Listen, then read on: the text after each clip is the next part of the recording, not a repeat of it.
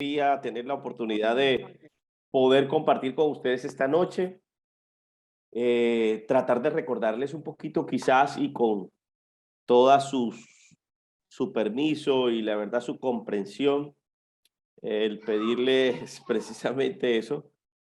Hoy ha sido un día del poder celebrar, un día del poder estar con muchas personas que han estado acompañándome en este transcurso del día. Hoy están ustedes también conmigo en este día. Agradecerles a todos ustedes que han tomado esa deferencia, ese espacio para dedicarme un mensaje, de mandarme sus buenos deseos, sus bendiciones. Para mí es muy gratificante de su parte, en verdad, precisamente todo esto. Y bueno, como era lo prometido es deuda, estar con ustedes hoy una hora, precisamente compartir con ustedes una horita. Voy a dejarle unas tareas especialmente a las personas que no son de Colombia, y a las que son de Colombia pues tendrán un factor diferencial porque vamos a mirar algo precisamente puntual acerca de cómo encontrar pues datos, bibliografía, estadísticas que nos hablen precisamente de esta situación alrededor del delito. Gracias, gracias en verdad por su cariño, por la deferencia, por el tiempo que tienen para conmigo. En verdad muchas, pero muchas gracias. Yo estoy muy contento porque pues son de esos días en donde uno tiene la posibilidad de poderse encontrar con eso que tú has sembrado, ¿no?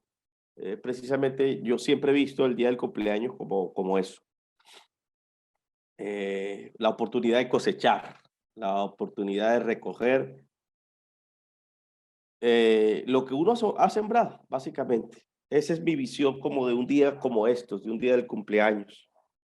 Es el día en donde uno puede encontrarse con personas, en donde uno puede recibir de personitas que hace mucho tiempo quizás uno no tenía en memoria, pero que aparecen para dedicarte unas palabras, para dedicarte una bendición, para dedicarte algo especial de parte de ellos. Y eso enriquece el alma, son las cosas intangibles, valiosas de la vida, que te llevan a crecer, que te llevan a ser mejor, que te llevan cada día más a seguir haciendo de este espacio, de tus espacios, de tus roles, de tus procesos, precisamente espacios para entregar lo mejor de ti. Y bueno, agradecido. Gracias, gracias a todos y a todas las que en este momento dirigen esas palabras de felicitación. En verdad, gracias, que así sea, deseando que todos estos deseos, estos anhelos, bendiciones, planes, propósitos, buena vibra, como quieran llamarle, eh, salga de sus vidas, de sus corazones. Para mí es algo muy valioso, muy significativo. Yo quiero agradecerles en verdad por eso, porque se toman ese espacio, se toman ese tiempo para agradecerme. De verdad, muchas gracias, gracias, gracias.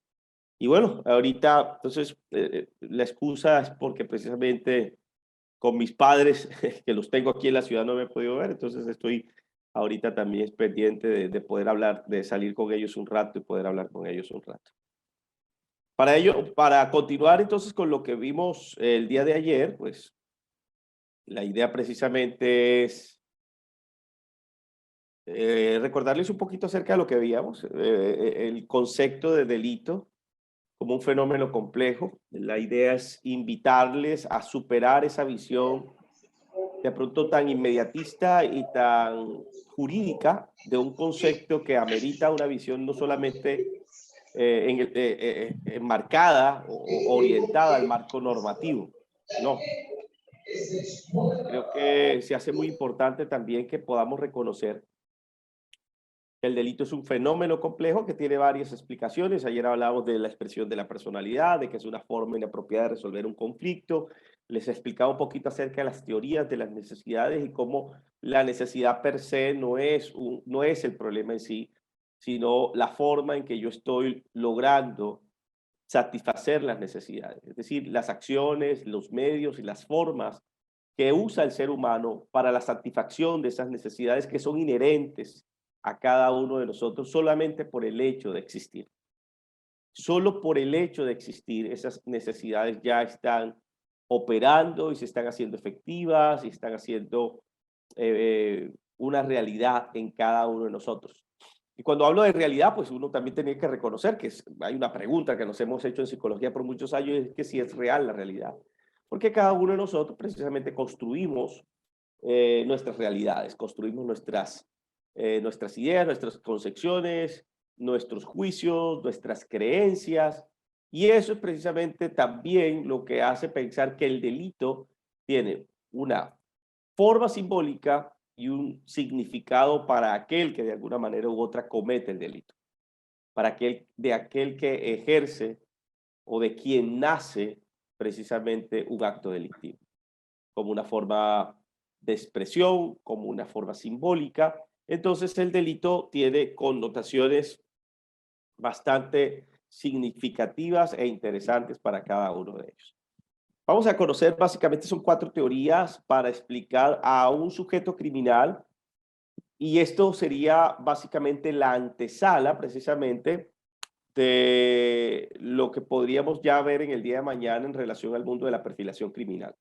Un poco acerca de qué es lo que de alguna manera u otra debemos tener en cuenta cuando el delito aparece.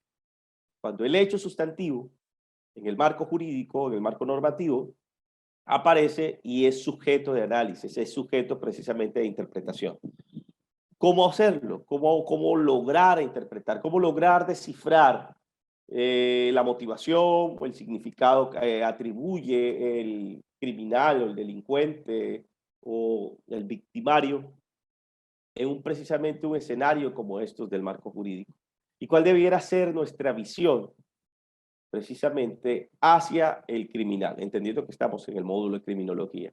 Pero también tendríamos que reconocer que la víctima también tiene otra visión, también significativa, puntual, simbólica, que de ella nos encargaremos mucho más adelante cuando empecemos a hablar de victimología. Pero aquí en criminología, pues orientar nuestra reflexión, orientar nuestros mundos cognitivos y nuestros procesos mentales hacia ese escenario específico que es el criminal, quien comete el hecho delictivo. Y para ello, pues tendremos que reconocer el primer modelo que nos permitiría interpretar, ¿cierto?, el delito, y que nos permitiría acercarnos al análisis de un sujeto criminal. Quizás este modelo es el modelo más rudimentario, es el modelo más elemental, es el modelo más clásico que hay para la interpretación de un sujeto criminal y sobre todo pues de un hecho, de un delito como tal. Lo curioso de este modelo biopsicosocial, y que me parece tan interesante que no podemos perder de vista, es que este modelo, pese a los años, pese al trasegar de la vida y a la innovación del mundo científico en el que nosotros nos desenvolvemos, no ha dejado de ser. Se sigue usando, sigue siendo, la verdad, como las vocales de la construcción del alfabeto del español. Es decir, es necesario usarlo, es necesario tenerlo en cuenta. Es más, algunos tratadistas, algunos investigadores logran expresar que este modelo biopsicosocial es capaz de explicar cualquier tipo de delito. Absolutamente cualquier tipo de delito. Todo delito, la verdad, puede ser explicado en el marco del modelo biopsicosocial. Y bueno, es un modelo que algunos ya logramos familiarizarnos o nos hemos familiarizado con él, y tiene como 3 grandes factores.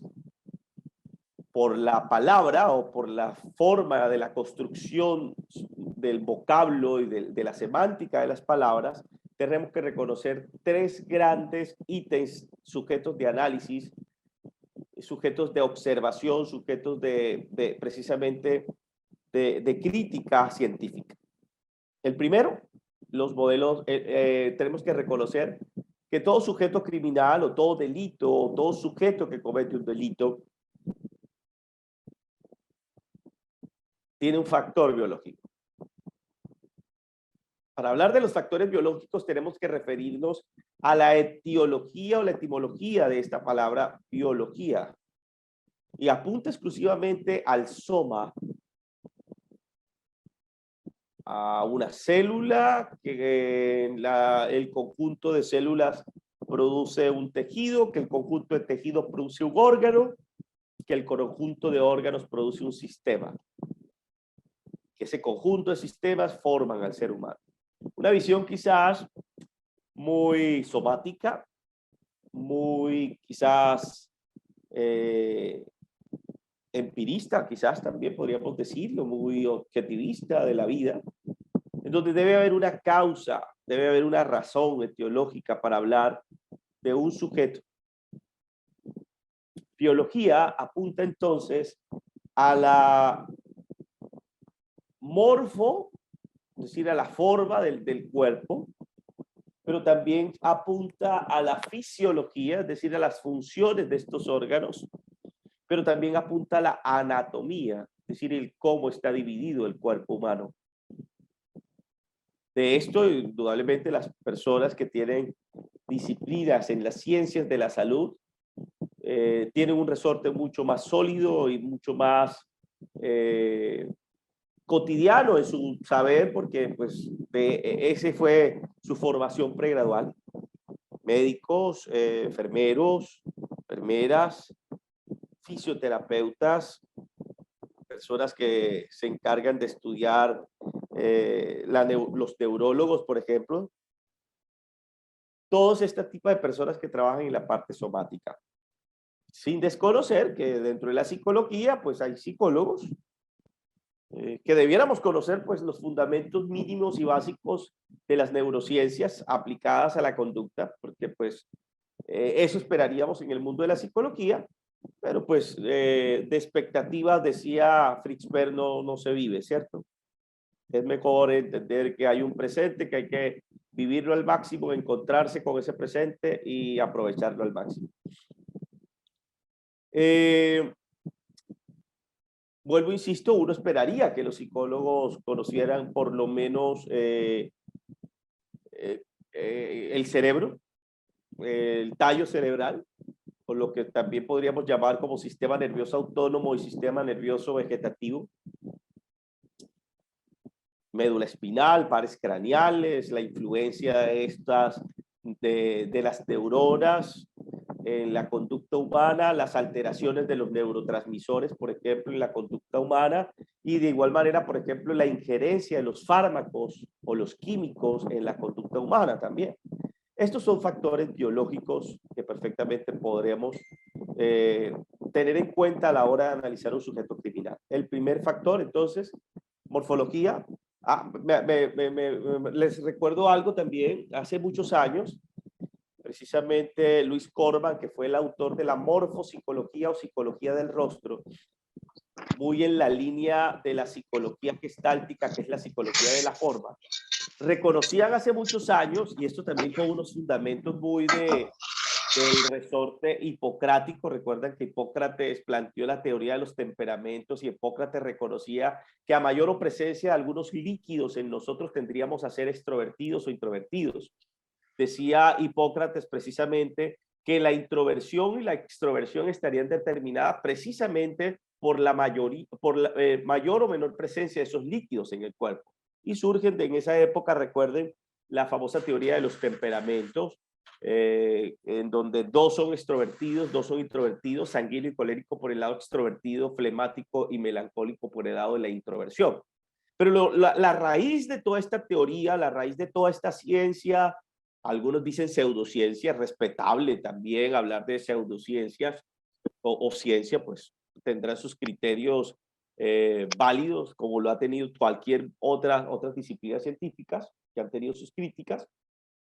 Se partía de un hecho y era que la forma del cuerpo, la morfo, la forma del cuerpo, determinaba muchas veces el comportamiento humano. Entonces, unas personas con cierta tendencia o ciertas facciones o cierta musculatura o proporción óseo muscular, tenían una tendencia hacia ser extrovertidos, ser introvertidos, ser más sociables, ser menos sociables, ser impulsivos, ser... Y bueno, desde esta época vemos cómo esa noción de la forma nos ha transmitido a nosotros muchas ideas. Fue tanto que recordemos que hoy también, lastimosamente, lo seguimos haciendo. Vemos a una persona flaca, muy delgada, y lo primero que pensamos es que está pasando un mal momento en su vida, que no tiene alimentación, que está, no sé, hay tantas expresiones que usamos, por ejemplo, en Colombia, que está llevado, que se lo llevó el que lo trajo, que se lo llevó el guereguere, la muerte está cerca, pisándole los talones. Es decir, hay tantas expresiones que podríamos imaginar precisamente cuando nosotros solamente tenemos la impresión física de alguien. En cambio, una persona gordita, una persona pues, rosadita, con los cachetes bien redonditos, la carita redondita, decimos está en un momento de relax, de distensión, donde hay provisión, donde hay alimento, donde hay acceso al alimento y por ende, pues, entonces, miren cómo el imaginario social y los imaginarios sociales han jugado un papel muy importante en este mundo de leer la forma del cuerpo.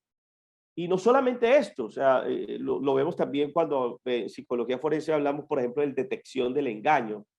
Hoy hablamos de microexpresiones, hoy hablamos de, dentro del mundo de la programación neurolingüística, por ejemplo, no es lo mismo mirar arriba hacia la izquierda que arriba hacia abajo, que hacia abajo hacia la izquierda, perdón, no es lo mismo cruzar las manos, colocar un pie delante, un pie detrás, no es lo mismo, por ejemplo, acercarnos al otro de tal manera que pareciera que estuviéramos invadiendo esa burbuja que él ha creado alrededor de su vida también, por ejemplo.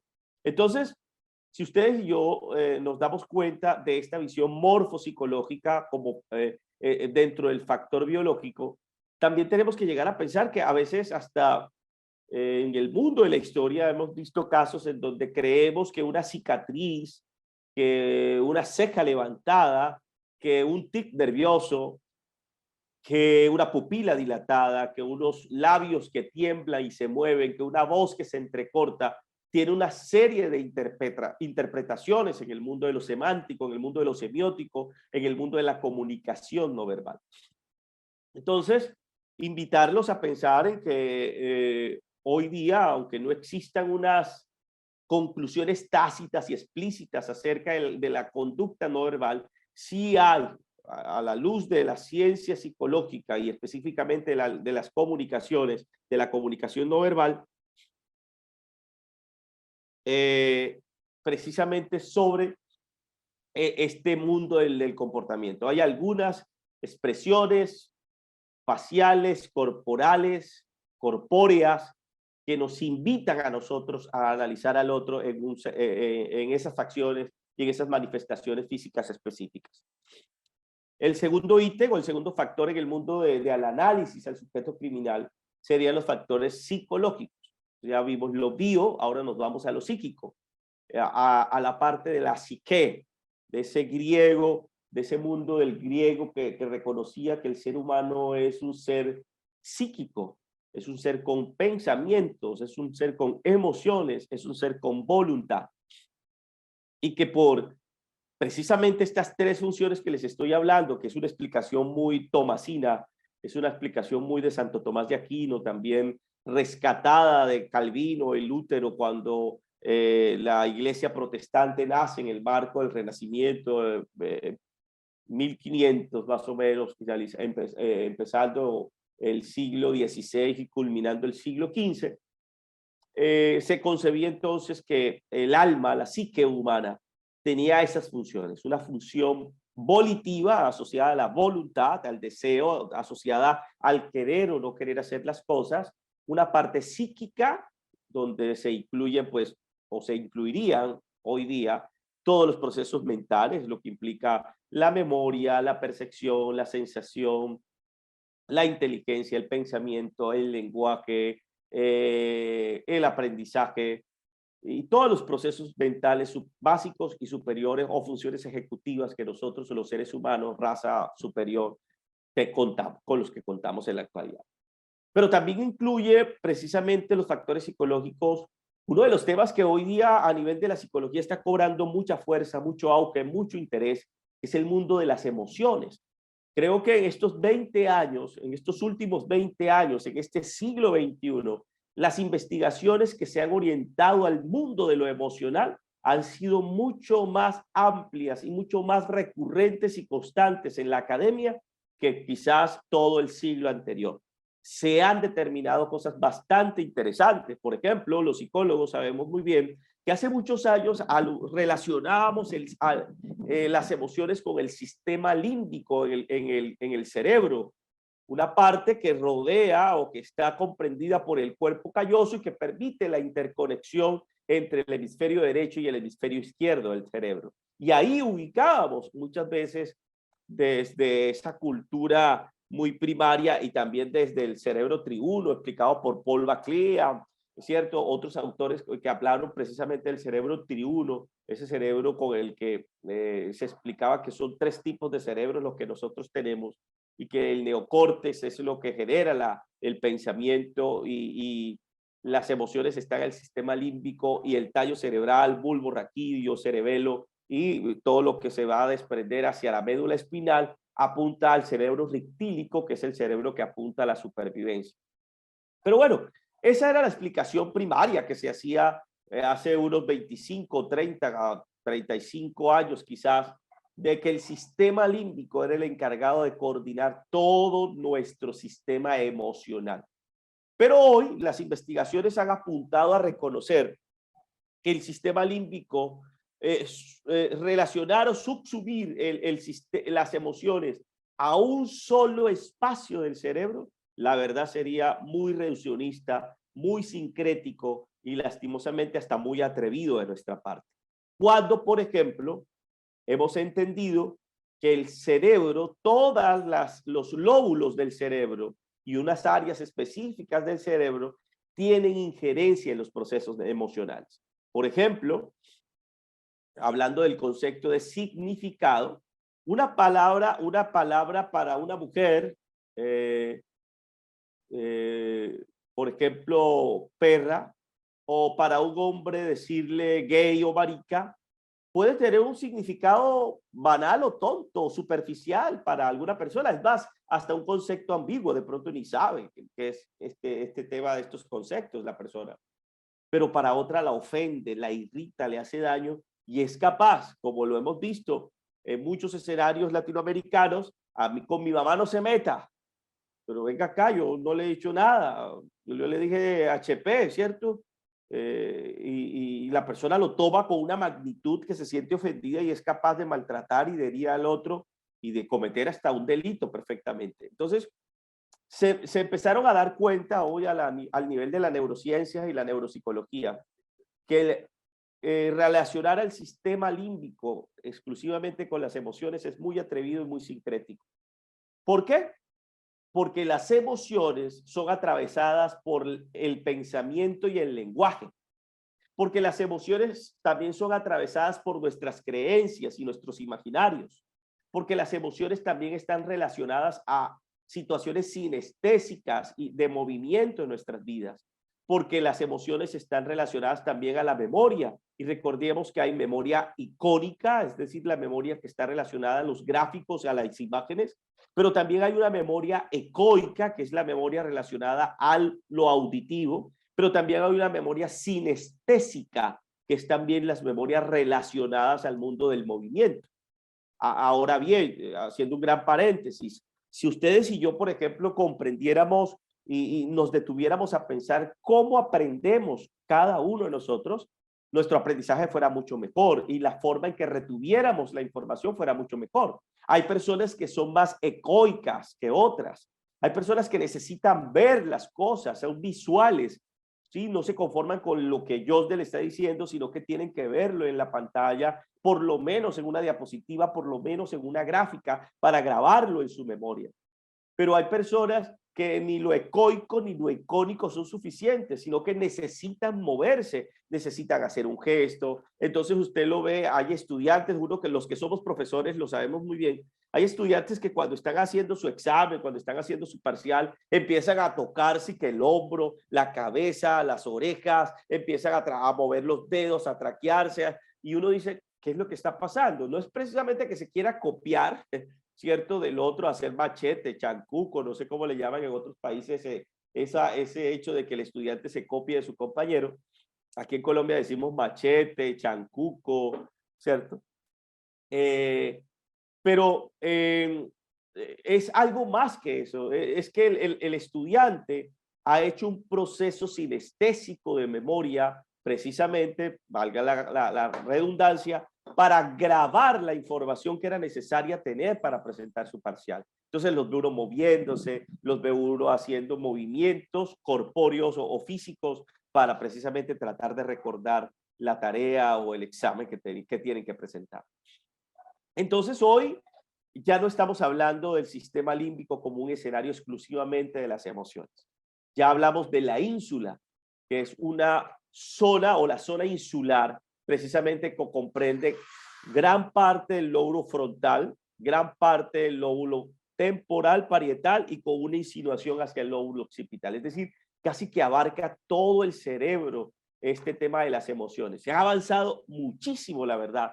Recuerden, por ejemplo, el concepto de inteligencia. Hace muchos años en el mundo se hablaba de la inteligencia como factor de coeficiente intelectual y todo aquel que tenía una medida superior, por ejemplo, a 70 puntos en unas pruebas y en algunas escalas puntuales, eran considerados como superdotados o sobresalientes a nivel intelectual, muy inteligentes. Y los que estaban por debajo de esa cifra eran considerados como personas con retardo mental o retrasados mentales. Y dentro de los retrasos mentales, recordemos que había también precisamente niveles que hablaban de leve, moderado, agudo o severo, por ejemplo. Entonces así veíamos también. Pero si nos damos cuenta, el concepto de inteligencia hoy también está reformulado, ha cambiado. Y aunque se sigan usando nociones o que se siga usando el concepto de CI, de coeficiente intelectual, hoy hablamos, por ejemplo, de las inteligencias múltiples, una teoría planteada por Howard Gardner, que dice que no todos tenemos que ser buenos para todos. Hay gente que es buena para la música, pero es mala para el deporte. Perdón, hay gente que es excelente deportista, pero no le pongan unas matemáticas, no le pongan química, no le pongan física porque no son buenas en esta. Aquí en Colombia nosotros hemos tenido futbolistas muy exitosos y recuerdo uno de ellos que es el Tino Asprilla. Al Tino Asprilla le regalaron el bachillerato, le dieron un bachillerato honoris causa porque siempre era fugándose del colegio para jugar fútbol. Pero si uno mira, si uno evaluara entonces al Tino Asprilla con ese valor de coeficiente intelectual, uno diría, no, ese es un retrasado mental. Pero a la hora de tener un balón en sus pies, fue un hombre que triunfó en el Brasil, fue un hombre que triunfó en Inglaterra, fue un hombre que triunfó en España, fue un hombre que en Italia, cuando estuvo en el Parma, es decir, fue un hombre exitoso en el fútbol y tenía habilidades increíbles, saltaba, corría, era una gacela precisamente aventajando a sus contrincantes. Pero pues nos hace pensar precisamente de que el concepto de inteligencia, hoy día hablamos de inteligencia emocional, por ejemplo, que fue un concepto yo con todo el respeto lo digo, como muy mercantilizado, muy comercializado de la inteligencia, ese cuento de la inteligencia emocional, que tiene un sustento bastante interesante cuando Goleman lo plantea un escenario específico como lo es el escenario de la psicología organizacional y luego se extrapola al escenario de las ciencias sociales y de las ciencias de la psicología específicamente. Pero si nos damos cuenta, pues estos factores psicológicos del ser humano para explicar el delito en el ser humano nos hacen pensar que hay novedades, hay curiosidades y hay actualizaciones que debemos seguir fraguando, que debemos seguir pues proyectándonos cada día más precisamente al conocimiento y a la profundización de estos temas.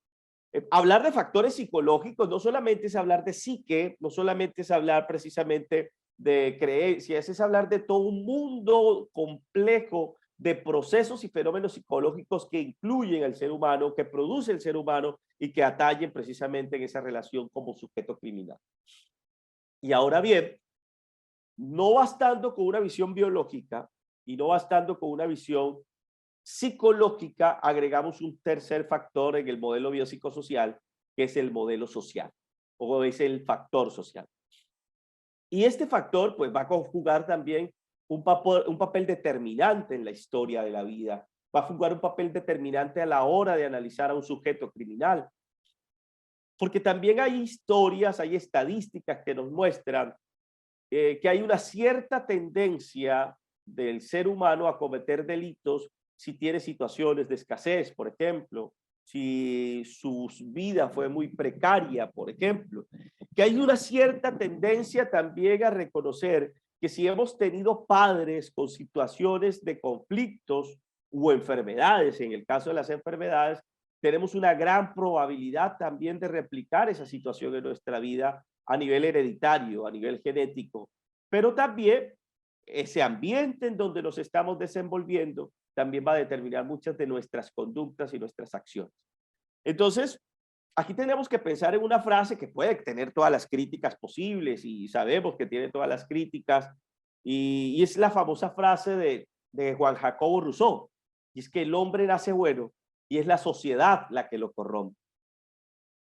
Y bueno, esto tiene sus críticas, esto ha tenido sus dilemas, pero en parte podemos concederle gran verdad a esa frase, de que el ser humano tiene sus habilidades, sus dones, sus talentos, y que muchas veces en el mundo relacional, es decir, cuando empieza a involucrarse en fenómeno social, como es el fenómeno de las relaciones humanas, se empiezan a tomar decisiones autolimitadoras, se empiezan a tomar decisiones, aprendizajes vicarios, aprendizajes sustitutivos, aprendizajes por observación, aprendizaje. Bandura lo decía cuando Bandura, por ejemplo, hizo el experimento del muñeco bobo.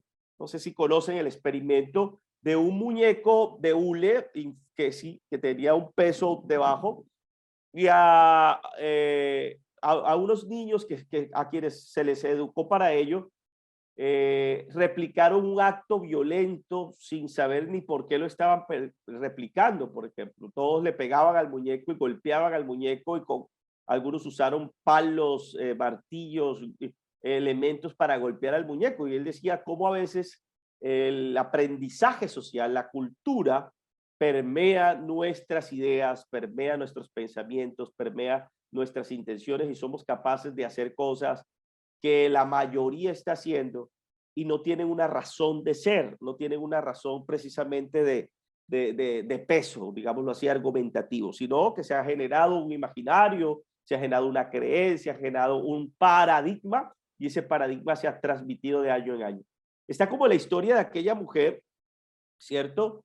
No sé qué animal usar como para ser neutral, la lechona en el Tolima, en el Tolima colombiano, los pavos, no sé qué animal, podemos usar una gallina, pensemos así. Había una familia un muchacho se casó con una muchacha muy joven y ya después de unos años de convivencia, el hombre se dio cuenta que la esposa cuando cocinaba el pavo, la gallina, dejaba una parte en una bandeja y otra en otra bandeja y cocinaba la situación así, en dos bandejas diferentes. Y él le llamó mucho la atención y le dijo, mira, ¿por qué tú haces esto así?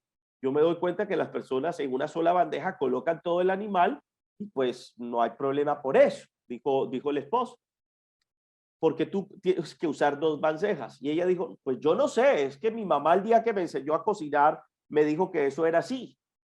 Pues bueno, un día de esos que fueron a visitar a la suegra del muchacho, el muchacho no desaprovechó la oportunidad y le preguntó a la suegra, usted, venga, ¿usted por qué le enseñó a mi esposa a cocinar ese animal en dos bandejas si se puede hacer en una sola?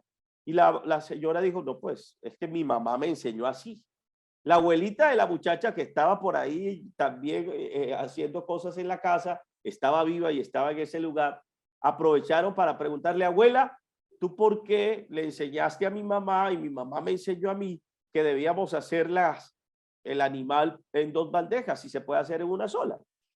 Pues la viejita también como muy apesadumbrada y como confundida dijo, pues yo no sé, a mí mi mamá me enseñó así, la bisabuela de la muchacha, de la esposa. La idea es tenerlos aquí hasta por ahí la 16ª generación, no mentiras. Bueno, de casualidad estaba viva la bisabuela de la muchacha y para sorpresa, pues cuando le preguntaron a la viejita por qué le enseñó así a su hija y su hija, su hija y su hija, su hija hasta una 4ª generación, la viejita soltó una carcajada que se escuchó en todo el barrio y dijo, mis hijas sí son bien bobitas. El día que yo le enseñé a mi hija, le enseñé porque es que el horno que íbamos a usar para preparar el animal era muy pequeño y no cabía una bandeja grande donde poder meter el animal. Toda la familia siguió replicando un error que quizás ni sabían por qué lo estaban replicando. Y es precisamente este tema del fenómeno social. Hay muchos experimentos que hablan precisamente el efecto Milgram, por ejemplo, las investigaciones realizadas por Philip Zimbardo en las cárceles, en los centros penitenciarios, por ejemplo. Podríamos quizás en algún momento ver videos puntuales de experimentos en donde se le pedía a la persona ser bondadoso con el que estaba siendo entrevistado y si la persona, hay un experimento muy bonito en donde si la persona fallaba se le hacía una descarga eléctrica, ¿cierto? Y que si no lo hacía, estaba sopera de recibir también una disciplina, el que no hiciera, el que no le emitiera una descarga eléctrica al otro. Y muchos empezaron, aún siendo personas respetuosas, respetables, con un criterio ético bien marcado por una cultura de amor hacia el otro, terminaron hundiendo las descargas eléctricas hacia el otro como un fenómeno también de violencia hacia aquel que estaba siendo entrevistado. Entonces hay muchísimas historias alrededor de este fenómeno cultural y social o del fenómeno social que permea la cultura del delito y que podría explicar, o podría no, debería explicar también como uno de los factores de este modelo biopsicosocial cómo un sujeto criminal se acerca al delito y cómo podría ser explicado el delito también. Ahora, pues tenemos un segundo modelo, que es el modelo etiológico de desarrollo y entorno. Y es un modelo que no solamente podríamos pensar, bueno, yo les decía anteriormente que ese modelo biopsicosocial es tan sencillo, pero tan complejo a la vez, que podría ser usado en cualquier delito. ¿Sí? El modelo anterior, perdón. Este modelo biopsicosocial podría ser usado en cualquier sujeto criminal, en cualquier delito también. El segundo modelo es el segundo modelo de desarrollo y entorno. Es un modelo que incluye otras variables, que contempla precisamente trata de respetar esa idea original del modelo biopsicosocial, pero ahora vemos elementos más finos, más puntuales. Por ejemplo, si tenemos historia o no historia de maltrato en el sujeto criminal. Y aunque no sea una regla de oro, que el abusador haya sido abusado, que el maltratador haya sido maltratado, sí podemos precisamente orientar nuestras investigaciones a ese mundo y a esa idea del maltrato del que posiblemente fue víctima en un pasado. Revisar la historia de vida familiar del individuo. Muy importante para nosotros analizar la historia de vida de un individuo. Si ya empezaron algunos, por ejemplo, en Netflix a ver la historia de Jeffrey Dahmer, uno pensaría que Jeffrey Dahmer no tuvo un contexto familiar, comillas, no tuvo un contexto familiar que potenciara su psicopatía, que potenciara precisamente el que él fuera un asesino serial. Pero sí hay factores que a uno lo hacen preguntarse en la historia de Jeffrey Dahmer. Una mamá no tuvo un vínculo muy sólido con él. Un papá que, aunque estuvo cerca, fue un papá que también le vendió una idea de la muerte y la posibilidad de la muerte. Jeffrey Dahmer luchaba por convertir a las personas en zombies porque uno de sus sueños era que dependieran de él, que que estuvieran para él. Ese era uno de los grandes conflictos. Entonces, si nos damos cuenta, en la vida de Jeffrey Dahmer hay un profundo vacío, una profunda soledad generada precisamente por el rechazo materno y en parte también quizás por el rechazo paterno, porque vemos que un papa que más bien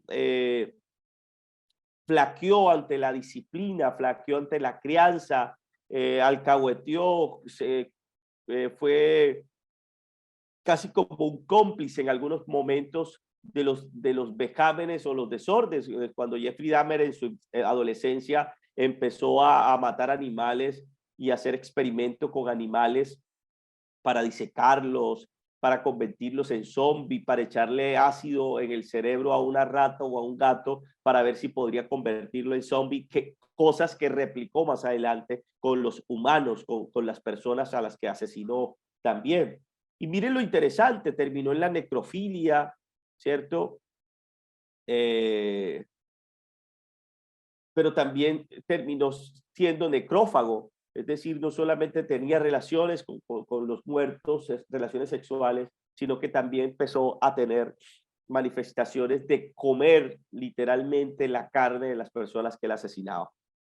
Entonces, es interesante también tener en cuenta esto, revisar si hay habilidades sociales que han sido desarrolladas o no, habilidades sociales, este mundo axiológico, si hay valores, si hay capacidad de colocarse en los zapatos del otro, si hay la posibilidad de sentir empatía, de tener colaboración. Hay algunos conceptos actuales en psicología hablan de comportamientos prosociales, la prosocialidad, estos comportamientos que son adecuados a la edad a ciertas edades evolutivas y que deben estar siendo presentes. La autonomía, el desarrollo, la colaboración, la dignidad humana, el respeto, la entrega, la pasión hacia algo, el terminar un trabajo, el empezar un trabajo y terminarlo, por ejemplo. Aprendizaje y socialización sexual. Recordemos que hoy día, pues también lastimosamente, tenemos una sociedad muy sexualizada y tenemos familias que están ejerciendo precisamente esta sexualización de sus hijos. Vemos lastimosamente cómo hay padres que niños muy pequeños de 8, 6, 5 años ya les están diciendo, y ese es tu noviecito, y dale un besito en la boca, y esas falditas tan cortas, úsalas porque así te vas a ver bonita, y empezamos a sexualizar con nuestro lenguaje y nuestra crianza y nuestra cultura hacia nuestros hijos también, precisamente eso. Estos son factores también que hay que analizar y tener en cuenta del sujeto criminal. Su salud mental, sus características de personalidad, que podríamos determinar a través de pruebas psicológicas, que podríamos determinar a través de entrevistas con el sujeto, pero también a través de entrevistas colaterales. E indudablemente algo que no podemos negar en esta situación, en este discurso de la etiología o en este modelo etiológico de desarrollo en torno del análisis del sujeto criminal, es si este sujeto ha tenido contactos, antecedentes de uso y abuso de sustancias psicoactivas, las drogas, el alcohol. Y es interesante, por ejemplo, uno ve en la vida de Jeffrey Dahmer que la cerveza fue su primer inicio a este mundo del abuso, a tal punto que consumía muchísima cerveza y estaba casi todo el tiempo como alcoholizado. Recordemos que esto produce un síndrome también de alcoholismo que se va generando, esos picos de abstinencia, esos picos de consumo que van generando cada día más dependencia. Jeffrey Dahmer, pues indudablemente consumió sustancias psicoactivas también, y por allá se encontró una vez la oportunidad de conocer sustancias que limitaban la voluntad de sus víctimas, que los dejaban a merced de él, y las usó también para drogarlos y pues lastimosamente cometer todos los vejámenes y crímenes atroces que cometió Jeffrey Dahmer, por ejemplo. Este tercer modelo es un modelo triple, ¿sí? Es un modelo triple de riesgo. Es un modelo que menciona, sí, básicamente es un modelo explicativo de la conducta delictiva.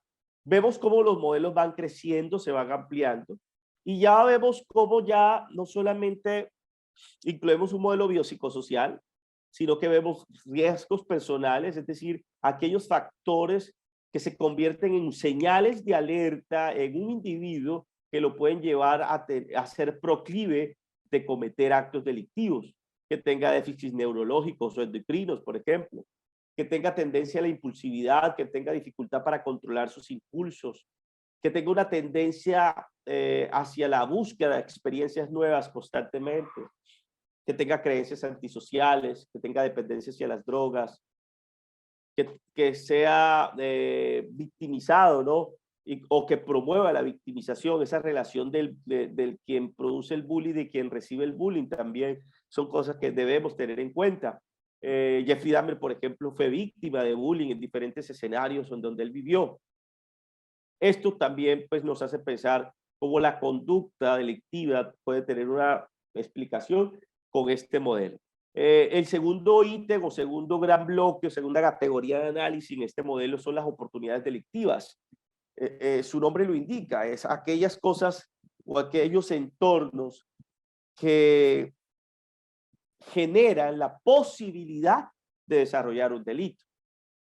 Entornos donde las preocupaciones, en donde el ambiente logístico, la cobertura geográfica del lugar. En Colombia hay zonas de mayor tráfico de drogas que en otros, por ejemplo. Hay zonas en donde el contrabando se da con mayor frecuencia que en otros. Yo vivo aquí cerca, hace muchos años ya esa cultura está desapareciendo. El contrabando de la gasolina que venía de Venezuela, por ejemplo. Y aquí hubo un pueblo del Cesar, La Paz Cesar, que queda aquí a 20, 15 minuticos de Valledupar, en donde el sueño de los jóvenes era precisamente vender gasolina en su casa, porque ¿para qué trabajar si yo en un día me puedo ganar 80, 90 mil pesos colombianos, 20 dólares, 40 dólares diarios? O sea, ¿para qué hacerlo? ¿Para qué estudiar? ¿Para qué volverme profesional si yo me puedo ganar 20 dólares o 40 dólares diarios con este trabajo? Entonces, hoy día esa cultura está cambiando, se ha venido renovando, sobre todo por un tema de unas campañas bastante interesantes que se hicieron en Colombia en torno a la erradicación del trabajo infantil y también del contrabando. Pero hay escenarios en donde la iluminación, la densidad poblacional, el hacinamiento familiar, son cosas que nos hacen pensar que pueden tener tendencias precisamente a situaciones de riesgo, a situaciones para que un sujeto se convierta pueda tener tendencia al delito, se convierta en un criminal. Las carencias prosociales, les hablaba yo de ese mundo de la prosocialidad, la familia, una familia con bajos ingresos, una crianza hostil o laxa, ¿cierto? Muy flexible. Un joven que se haya desvinculado del sector académico a corta edad, a muy rápida edad, que tenga amigos delincuentes, ese círculo de amigos que frecuenta el joven o el niño, o la niña, el adolescente, el estrés familiar o el estrés de pareja, situaciones de divorcio, por ejemplo, rupturas del hogar, violencia intrafamiliar, la exposición a violencia en el hogar y en el entorno, ya lo veíamos, la desorganización social y el internamiento, por ejemplo, prolongado en situaciones ya sopera de privativas de libertad para los niños y adolescentes, o sobre todo para los adolescentes. Este modelo triple de riesgo, precisamente, es un modelo que nos permite determinar el índice en el que un sujeto puede delinquir y que tiene significado en su conducta, ¿sí? El índice de que una persona pueda delinquir y que su conducta tiene un significado especial, sobre todo en el marco del delito. Y ahora pues vemos cómo de alguna manera hay una cuarta visión o un cuarto acercamiento al mundo de lo delictivo, de las explicaciones de lo delictivo, y es precisamente este modelo de Redondo, creado en el año 2008, donde Redondo nos da la oportunidad de reconocer, de afinar otros factores, de sumar otros factores, de tener en cuenta y en un plano cartesiano empezar a reconocer cómo los riesgos personales y el apoyo social, ¿cierto? Factores personales y factores sociales combinados a mayor o menor escala, pueden detonar el sujeto criminal o pueden activar o hacer proclive a un sujeto hacia el delito. Entonces, cuando los factores personales son positivos, ¿sí? Y el apoyo social es positivo, pues podríamos deducir o presumir que hay una teoría de la oportunidad. Es decir, un joven que tenga una concepción biopsicosocial agradable, digámoslo así, normal, comillas, en el concepto de lo normal y lo anormal, que está complejo hablar de normal y anormal.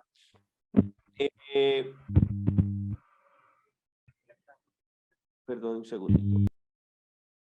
Tenemos también entonces este modelo, perdón, tenemos este modelo de que una persona adquiere oportunidades cuando sus factores personales y el apoyo social están de manera positiva. Pero tenemos que pensar, por ejemplo, que cuando la persona tiene factores personales positivos, es decir, goza de salud mental, tiene una familia, está protegido, goza de sus derechos, al menos suficientes para vivir bien, ¿sí? Pero el apoyo social no es el mejor, que es por lo general lo que está sucediendo en nuestras culturas latinoamericanas. Vemos muchos jóvenes con mucho potencial intelectual, creativos, y, lúdicos, inteligentes, deportistas, habilidosos en las artes, de la mecánica, de la ebanistería, no sé, hay tantas jóvenes hoy de la música, de la danza, pero el apoyo social es minúsculo o nulo, es decir, el apoyo social está en el sector negativo. Vemos cómo jóvenes empiezan a ser precisamente etiquetados y se forzan o están obligados a responderle a ese entorno en donde se encuentran. Un entorno que no les ofrece oportunidades, un entorno que no les ofrece la comprensión suficiente para salir de él, para mejorar la dinámica de sus vidas como tal. Ahora bien, cuando los factores personales del ser humano, sí, están negativos, es decir, hay un joven o un niño, un niño adolescente, un adulto que no goza con esos factores mínimos, hay déficit, hay ausencias, hay escasez, hay hambre, hay enfermedad y el apoyo social es positivo, podríamos pensar que ese apoyo social se convierte entonces en un fenómeno tensionante y de control para este individuo. Ahora bien, cuando los riesgos están negativos, los factores personales están negativos y los factores de riesgo personales están negativos y los factores de riesgo de apoyo social también están negativos, pues no esperaríamos que exista una muy buena esperanza. Y aparece el escenario precisamente de la cultura fútil o nihilista, en donde aparece la teoría de la nada.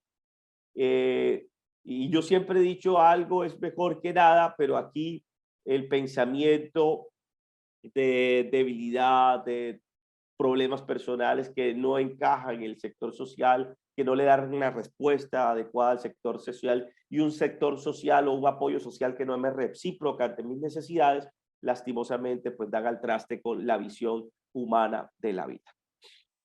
Yo quiero colocarles esta noche a ustedes una pequeña reflexión, o una pequeña reflexión no, es invitarlos a los colombianos, voy a hacer ejercicio con los colombianos. Rosa pregunta que si un psicópata se hace, o sea, de esas preguntas bastante interesantes de si el homosexual se hace o se nace, si el psicópata se hace o se nace. Pues ahí tenemos 4 opciones, Rosa, y para todos. Tendríamos 4 opciones para explicar precisamente este tipo de conductas.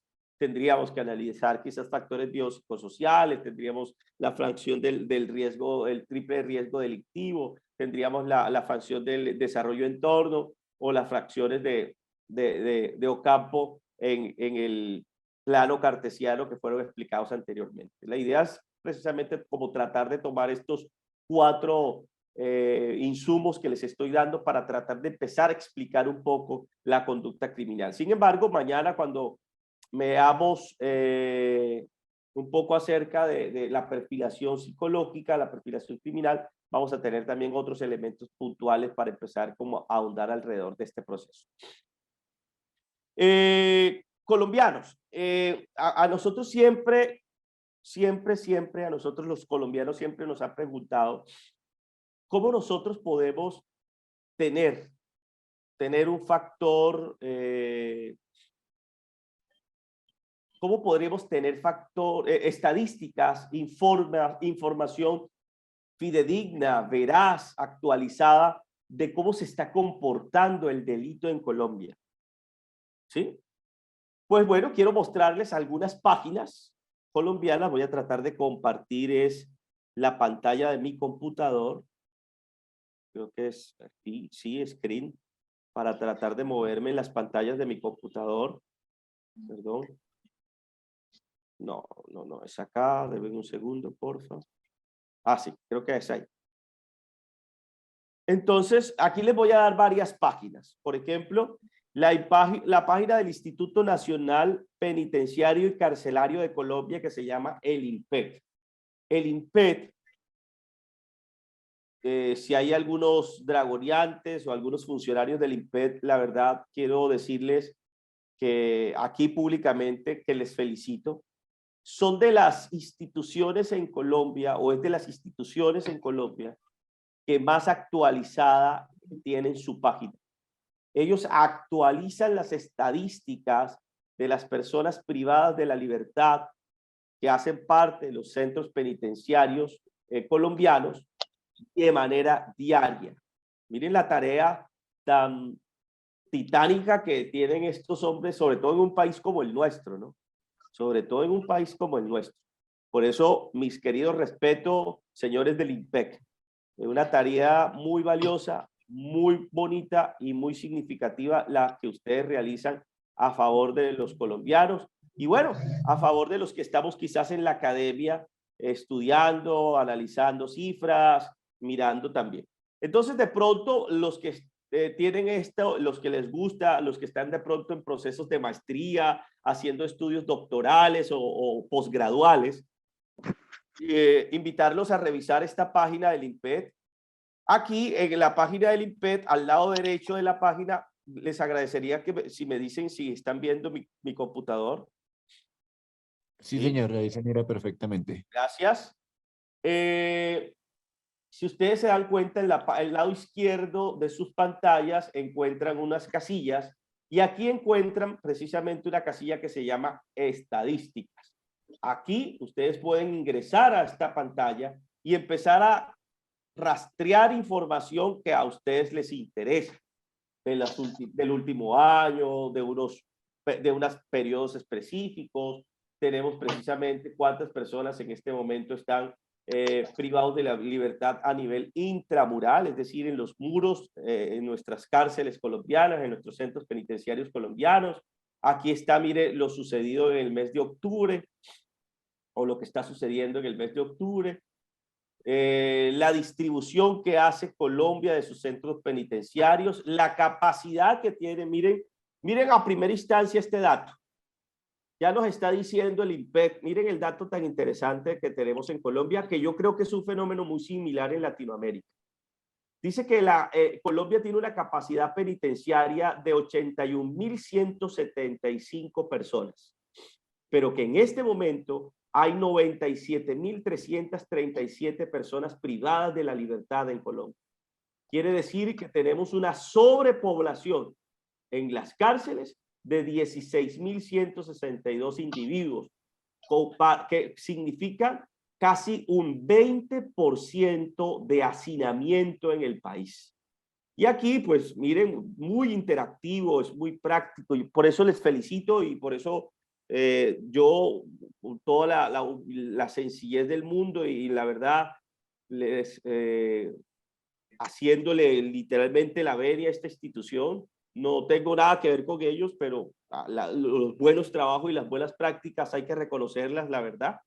Ellos hacen un trabajo titánico diario precisamente de esto. Miren la última actualización, ¿cuándo se hizo? Se hizo el 4 de octubre a las 7 de la noche. Hace una hora se hizo la última actualización de la información en el INPEC. Miren, hasta nos dice cuándo hacen la actualización. Este es un mapa interactivo, usted puede ubicarse, usted puede entrar al departamento que a usted le interesa averiguar cómo se está comportando los departamentos, si le interesa por departamento, si le interesa por género, cuántos condenados hay, cuántos sindicados, la actualización que se está haciendo, la población que hay en las cárceles centrales, orientes, occidentes, noroeste, norte y del Viejo Caldas, cómo se está comportando las personas privadas de la libertad. Ese es un tablero y también tenemos un registro de la población. Les invitaría pues a los colombianos, precisamente la tarea de los colombianos es tratar de revisar estas páginas esta noche. Una segunda página que nos puede dar información significativa son las páginas de la Fiscalía General de la Nación. La Fiscalía General de la Nación también tiene estadísticas, ¿sí? Usted entra a la página de la Fiscalía General de la Nación y empieza a, como decimos nosotros, no sé si en otros países usan esas palabras, a cacharrear, a cacharrear. Y aquí, miren, empezamos a buscar los delitos, aquí, delitos, seleccionar todos los delitos, queremos seleccionar todos los delitos del Código Penal colombiano, del Código de Procedimiento Penal colombiano, y empezamos a encontrar, por ejemplo, miren, estadísticas puntuales. Si empezamos a afinar más, empezamos a tener estadísticas de delitos por dependencia, ¿cierto?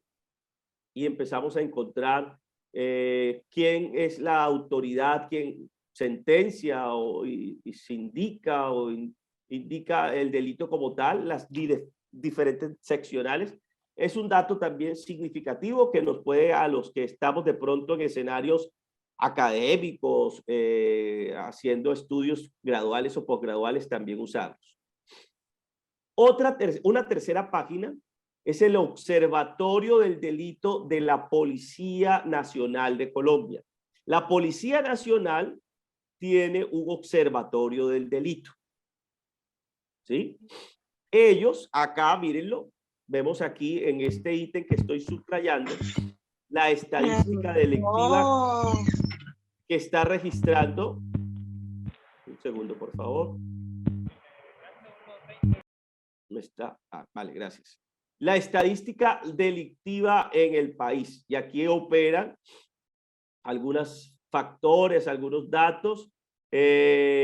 Ellos, por ejemplo, miren, hay una lista desplegable del delito de impacto. Si queremos ver, por ejemplo, homicidios, delitos sexuales, secuestro, violencia intrafamiliar, cliquear cualquiera de estas, por ejemplo, el año en la que lo queremos ver, ¿sí?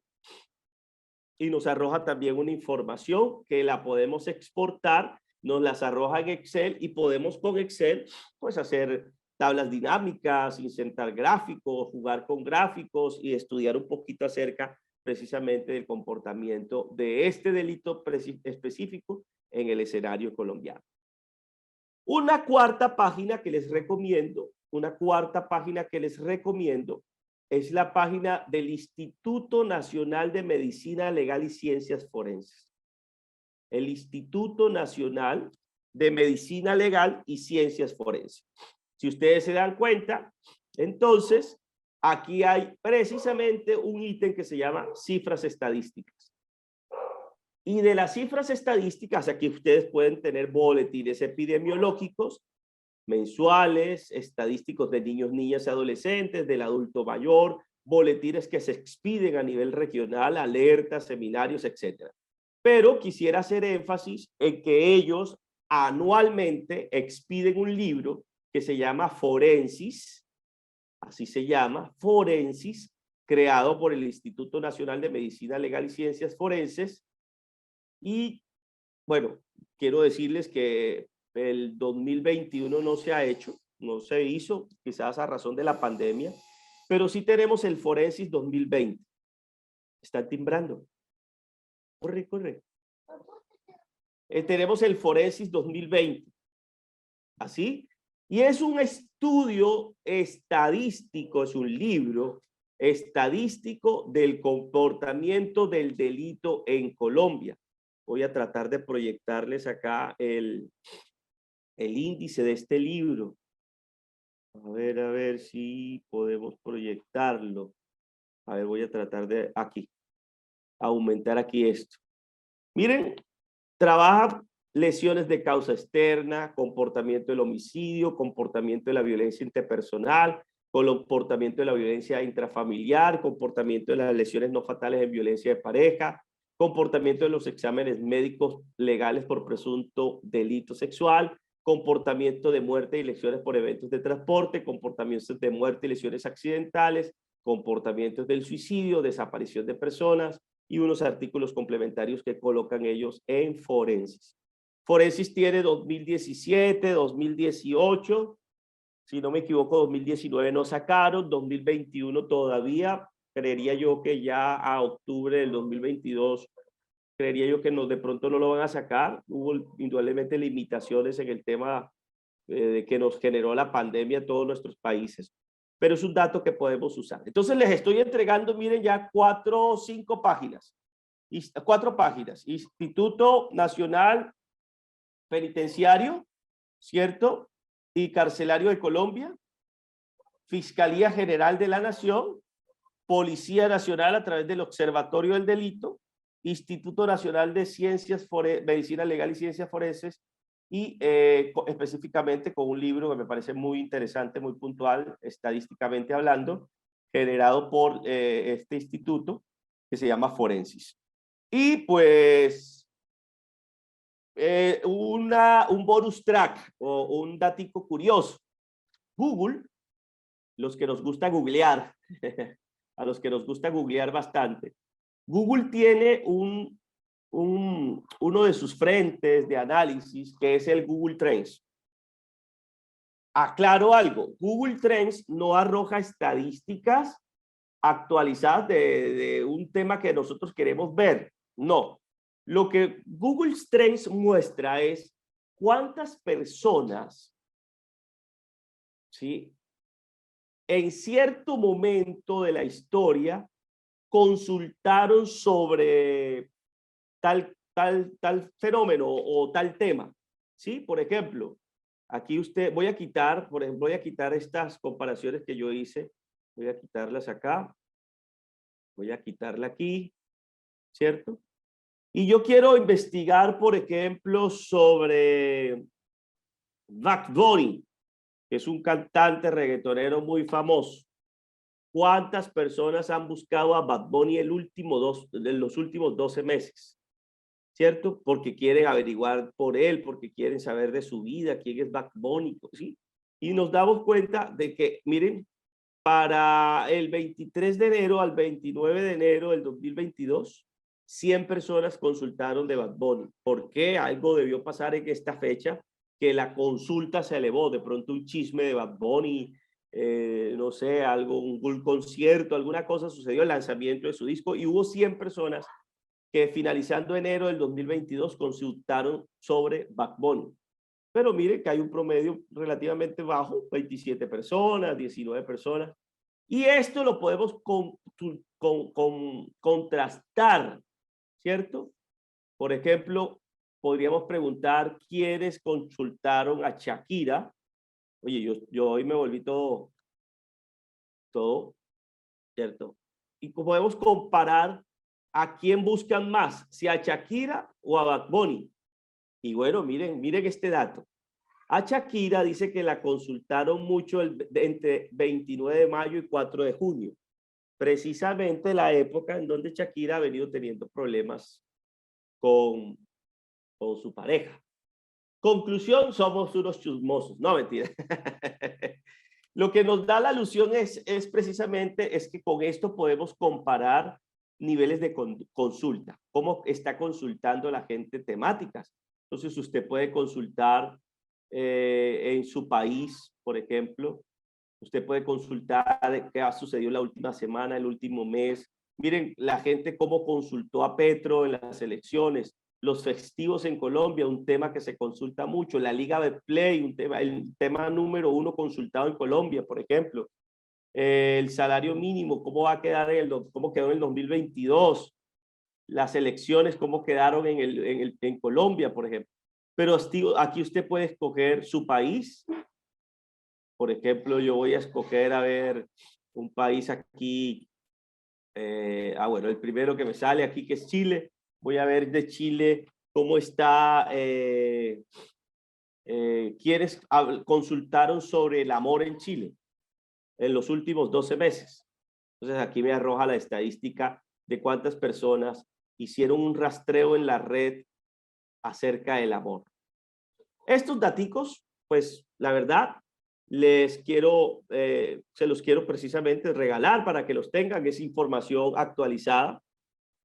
El libro forense lo buscan precisamente entrando al Instituto Nacional de Ciencias, de Medicina Legal y Ciencias Forenses. Y hay un link, una parte de ahí que dice cifras estadísticas y te vas a encontrar inmediatamente con forenses. O una segunda opción, también mucho más fácil, es que estas páginas, todas estas páginas tienen una lupita, tienen un buscar. Entonces usted escribe ahí en el buscar, escribe forensis, le da enter, usted desciende y mire, aquí ya están los libros, Forensis 2018, Forensis 2020, Forensis 2014, 2015, 2011, ahí se van descargando los forensis y el más actualizado, pues como les decía yo, es el 2020. ¿Cuál es la tarea o qué les voy a pedir a las personas? Tranquila, Nancy, no te preocupes. ¿Cómo les voy a pedir a las personas? ¿Qué le voy a pedir a los colombianos? Que cacharreen estas páginas, ¿sí? Que se pongan a cacharrear estas páginas, que las vean, las observan, que hagan reflexiones acerca de cómo está el delito en sus ciudades, en sus municipios, de cómo se está moviendo temas específicos de la información. Y a los extranjeros, a las personas que no son de Colombia, les voy a pedir que rastreen en entidades similares como estas.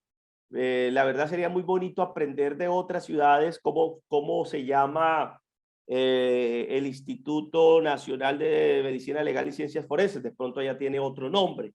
Y si tiene una página como la tiene nosotros. Si el INPEC, el Instituto Nacional Penitenciario y Carcelario, tiene una página como esta y está actualizado. Si también ustedes tienen la sigla INPEC o tienen otro nombre, de pronto le llaman Policía Penitenciaria o no sé, en fin. Tratar de que en el día de mañana, en la primera media horita, compartamos saberes, compartamos curiosidades, porque es posible que algunas personas que estén aquí en la sala, que estén haciendo maestrías, que estén haciendo doctorados, ¿sí?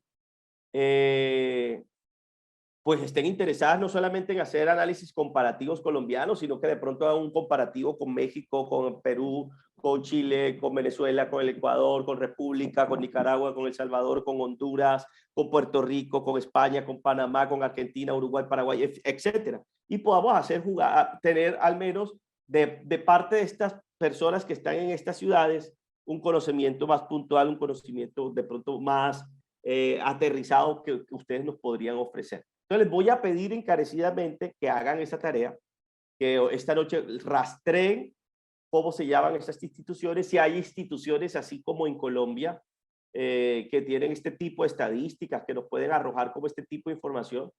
¿Por qué? Yo lo digo con todo el cariño y todo el respeto, esto es muy bonito, porque nos permitirá de pronto a los que estamos en el mundo de la academia ir más a la institución puntual y no de pronto empezar a googlear institución que regula la estadística penitenciaria en tal país. No, qué rico que de pronto las personas de otros países que están aquí mañana nos puedan enseñar unos 5 o 10 minuticos. Profe, lo del INPE usted lo puede corregir, lo encontrar por acá, lo de ciencias forenses por aquí, la policía nuestra no se llama Policía Nacional, sino que se llama, no sé, Policía de la República o no sé, en fin, o estadística, si tienen un observatorio del delito en sus países, ¿quién dirige ese observatorio del delito? El observatorio del delito en Colombia lo dirige la Policía Nacional, pero siempre está apoyado por la Academia Colombiana. La Universidad Nacional, por ejemplo, es una de las universidades con más fuerza apoyando el delito y apoya mucho a la Policía Nacional y hace parte del Observatorio del Delito. Yo aquí en Valledupar, por ejemplo, hemos creado un modelo que estamos cada día más fortaleciendo con la Policía Nacional también, específicamente el CTI, que es el Centro de Investigaciones, el Frente de Investigaciones de la Policía, y ellos también tienen mucha estadística. Quiero decirles que lastimosamente no estaban haciendo nada con ella, solamente emitiendo un pequeño boletín mensual con esa estadística, pero no había una interpretación de datos, que es lo que precisamente uno en investigación podría hacerle a este tipo de análisis cuantitativos y de datos. Cuerpo Técnico de Investigación. Gracias, Dani, el CTI. Y pertenece a la Fiscalía General. Muy bien. Bueno, pues para nosotros, para mí es un placer. Dejamos hasta aquí. Nos quedan esas dos tareitas. A los colombianos, cacharrear, cacharrear, cacharrear. Sebastián me pregunta que si recomiendo la UTEL para estudiar criminalística. Sebastián, no tengo como autoridad para darte la respuesta, la verdad. No, es más, no sé qué significa UTEL. Entonces, la verdad, pues no sabría decir. Aló. Entonces, me declaro impedido para decir, pues, para hablar de algún tipo de estas instituciones. Dejamos aquí, agradecerles entonces por este tiempo, por el espacio que hemos tenido en esta noche y pedirles entonces que nos veamos mañana a las 7 por el mismo canal. Mañana a las 7 de la noche por el mismo canal, poder compartir entonces juntos un espacio nuevo, una experiencia nueva. Estudiar psicología, pues el día de ayer yo hablaba de algunas academias que están formando psicología jurídica. La Universidad del Magdalena en Santa Marta, la Universidad Santo Tomás en Bogotá, la Universidad de Santander, la UDES en Bucaramanga, por ejemplo. Hay especializaciones también en la Universidad del Norte en Barranquilla. Hay varias opciones, la verdad, es bastante amplias. Gracias a ustedes, feliz noche, gracias por sus deseos y por sus felicitaciones, por sus bendiciones. Gracias, gracias. Muchas gracias. Gracias a todos, en verdad, muy amables. Gracias a todos.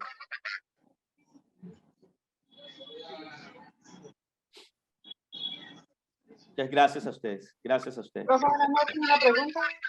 Sí, señora. ¿Estas clases las certifican?